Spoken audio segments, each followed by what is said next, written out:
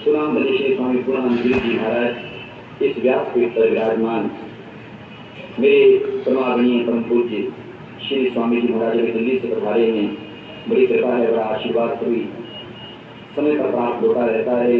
पूज्य जन श्री स्वामी विष्णुनंद गिरी जी महाराज, विष्णु देवानंद जी महाराज, उनके साथ साथ ये सभी महापुरुष जिनका आशीर्वाद हमारे पूज्य जन श्री स्वामी दिव्यानंद गिरी जी महाराज में विद्यमान है। कृपा प्रसाद उनका आप लोगों को प्राप्त हो रहा है। मेरे पूज्य जन श्री स्वामी रामानंद जी महाराज का आशीर्वाद आप हम सबको मिल रहा है। प्रारंभ में हमारे आदरणीय पूज्य श्री स्वामी गणेशानंद जी महाराज बैठे हैं, उनकी कृपा प्राप्त हो रही है। इधर अभी अभी आशीर्वाद वाणी के माध्यम से भी आप लोगों को प्राप्त हुआ है। गुड़गांव से पधारे हुए हैं श्री स्वामी बस्ती रूपानंद जी महाराज की बड़ी कृपा है। उनके साथ साथ आप सबको कृपा प्रसाद देने वाले, आपके इसी क्षेत्र को अलंकृत करने वाले सुनाम धन्य श्री स्वामी ब्रजेशानंद जी महाराज, वो यहाँ विद्यमान का आशीर्वाद मिल रहा है। उनके साथ प्रारंभ में जिनका आशीर्वाद आप लोगों को प्राप्त हुआ श्री स्वामी शिवानंद जी महाराज बड़े कृपालु हैं। उनके साथ साथ अभी प्रारंभ में सबसे प्रारंभ में जिनका आशीर्वाद आप लोगों को मिला था, उनकी वाणी को मैंने सुना, बड़ा अच्छा लगा, बड़ा आनंद आया। उनकी थोड़ी सी बात को मैं आगे कहूँगा लेकिन आप लोगों से श्री स्वामी वासुदेवानंद जी महाराज, उनका कृपा प्रसाद आप लोगों को मिल रहा है। इस कार्यक्रम में आए हुए हमारे भारतवर्ष के सिरमौर संत महात्मा, सही बात तो ये है, मैं कहना चाहूंगा कि मेरे प्यारे सज्जनों, अगर भारत की गरिमा, भारत का गौरव कहीं पूरी दुनिया में है तो उसके पीछे केवल मात्र एक ही कारण है कि भारत का सम्मान अगर कहीं है, भारत विश्व गुरु कहलाता है पूरी दुनिया में, जो संत महात्माओं की वजह से कहलाता है, इन संतों की वजह से कहलाता है।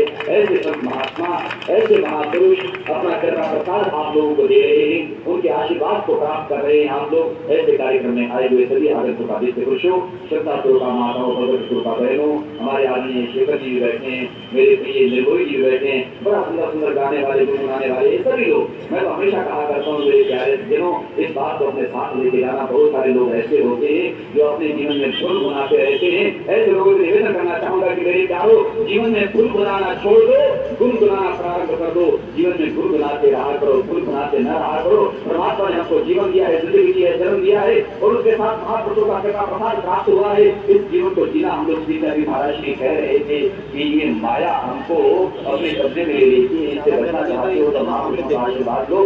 एक निवेदन आप लोगों से करना चाहूंगा मेरे प्यारो, आप लोग दशहरा मनाते हो, दिवाली मनाते हो, होली मनाते हो, रक्षाबंधन का पर्व, 4 पर्व हमारे मुख्य पर्व कहलाते हैं, उनको आप लोग मनाते हो। मैं निवेदन पूर्वक एक बात कहना चाहूंगा कि जब आप लोग दीपावली मनाते हो ना, तो दिवाली मनाते हो, दरवाजे खोल के रखते हो कि आज लक्ष्मी आएगी, लक्ष्मी का पूजन करते हो। आज एक बात लेके जाना मेरे प्यार, ठीक है, लक्ष्मी विजय बगैर गुजारा नहीं, माना कि इधर खुदा नहीं, पर खुदा की कसम को खुदा से कम नहीं, इसमें कोई दोराय नहीं। पैसा बहुत कुछ होता है, पर याद रखना पैसा बहुत कुछ होता है, ये माया बहुत कुछ हो सकती है, क्योंकि माया ज्यादा लोग आज पैसे का ही लगाते हैं। और इसलिए आप लोगों से कह रहा हूँ कि मेरे प्यारो, पैसा बहुत कुछ हो सकता है, लेकिन ये पैसा ये माया नहीं होती।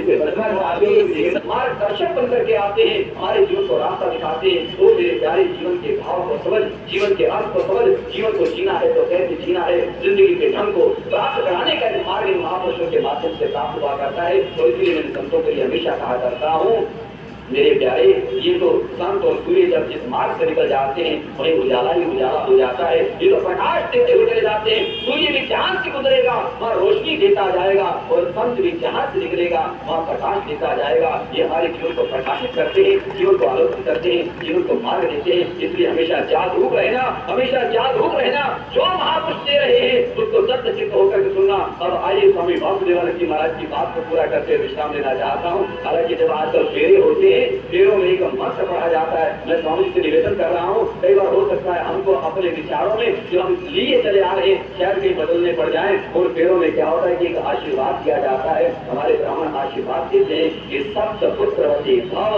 सप्त पुत्रवती भव, ये आशीर्वाद मिलता है कि 7 पुत्रों वाली हो जा। मुझे नहीं पता कौन सी बहन इस आशीर्वाद को लेने के लिए तैयार होगी, और इसलिए हो सकता है हम लोगों को आशीर्वाद बदलना पड़ेगा। ये सप्त पुत्रवती भव, जो 7 पुत्रों वाली हो, 7 पुत्रों वाली हो। लोग लेने को तैयार ही नहीं होते, वो तैयार नहीं होते। नहीं महाराज जी, एक से दूसरा बड़ा मुश्किल हो जाता है। ये सब सप्त पुत्रवती आशीर्वाद कैसे वैसे होने चाहिए। हालांकि हम लोग कहा करते हैं इस देश को चाहिए, इस राष्ट्र को चाहिए। मेरे प्यारे सज्जनों, अगर आप लोगों के घर में संतानों की कमी होगी तो संत और सिपाही इन दोनों का अभाव हो जाएगा। न संत मिलेंगे न सिपाही मिलेंगे। अगर देश को देना चाहते हो तो कम से कम 2-3 संतानें होनी चाहिए। रख लो, तुम्हें एक चाहिए, एक अपने पास रख लो, लेकिन एक राष्ट्र को दे दो, एक राष्ट्र को दे दो। मेरे प्यारे सुनो, इस राष्ट्र को उन व्यक्तित्वों की आवश्यकता है, उन संतों की आवश्यकता है। अगर आपके घर में दूसरा तीसरा ना हुआ तो संत किसी को नहीं बनाओगे, सेना में किसी को नहीं भेजोगे, पता नहीं कल क्या हो जाए, उसे अपने पास से रखोगे, अपने छोटे के साथ बांध के रखोगे। इसलिए इस देश को अगर बनाना है, चलाना है, तो उसके लिए अन्य संतान की आवश्यकता होगी। वो आशीर्वाद आपके लिए हो,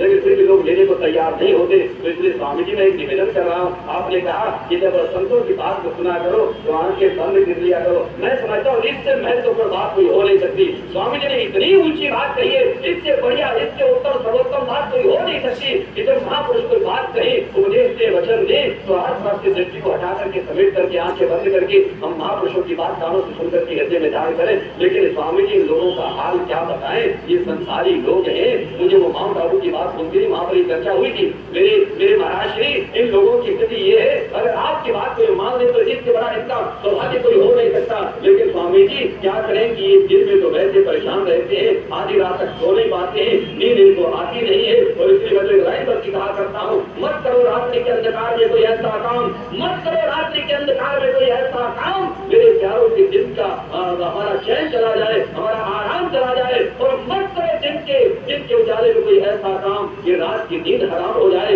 कई लोग जीवन में ऐसा कर लिया करते हैं कि जिनके उजाले में ऐसे काम करते हैं कि रात को नींद नहीं आती है, और रात को जब सोते हैं तो उसके बाद उस तरह से विश्राम नहीं ले पाते हैं, जिनमें काम नहीं कर पाते हैं। और मेरे प्यारों में तुम्हें देना और कहना चाहता था कि आपके चक्षु खुले रहे, लेकिन अंदर के चक्षु खुले रहे। स्वामी जी ने कहा बाह्य चक्षु बंद कर लेना और अंदर के चक्षु खुले रहे। लेकिन निवेदन मेरा आप लोगों से भी है, क्योंकि रात को पूरी तरह सो नहीं पाते स्वामी जी, ये लोग दिन में वैसे परेशान रहते हैं। जब इनकी आंखें बंद करने की बात इनसे कहते हैं तो हमारा प्रवचन चल रहा होता है और इनको नींद आ जाती है। वो आंखें बंद ऐसी करते हैं ये, इनको नींद आ जाती है। अगर स्वामी जी को उस प्रवचन को जीवन में आपने प्रचार करना है तो आंखें बंद करना, लेकिन फिर अंदर की आंख खोल के भी बैठना। ऐसे न हो कि हम लोग भी संतुष्ट रहे, पसंद आ रहे, बाहर कमाल हो गया, आज तो हमारे प्रवचन को बड़े दत्त चित्त होकर के सुन रहे, आंखें बंद करके सुन रहे, ये नहीं पता कि नवनीत राय बेटी है, ऐसा जीवन में कभी ना हो। इसलिए आप जो स्वामी जी ने ज्ञान संदेश आप लोगों को दिया है, जागरूक होकर के बैठना, जागृत होकर के बैठना, जो दे रही है व्यास उसे अपने जीवन में आत्मसात कर लेना, जीवन में अपना लेना, जीवन आपका धन्य हो जाएगा, ये सम्मेलन भी धन्य हो जाएगा। महापुरुषों का आशीर्वाद आपको सदा मिलता रहे। शुभकामनाएं सद्भावनाएं आपको प्रदान करते हुए, महापुरुषों के शिष्यों में वंदन और प्रणाम करते हुए इतना कहकर के विराम देता हूँ। सर्वे भवन्तु सुखिनः, सर्वे सन्तु निरामया, सर्वे भद्राणि पश्यन्तु, मा कश्चित् दुःखभाग् भवेत्। ओम शांति शांति शांति।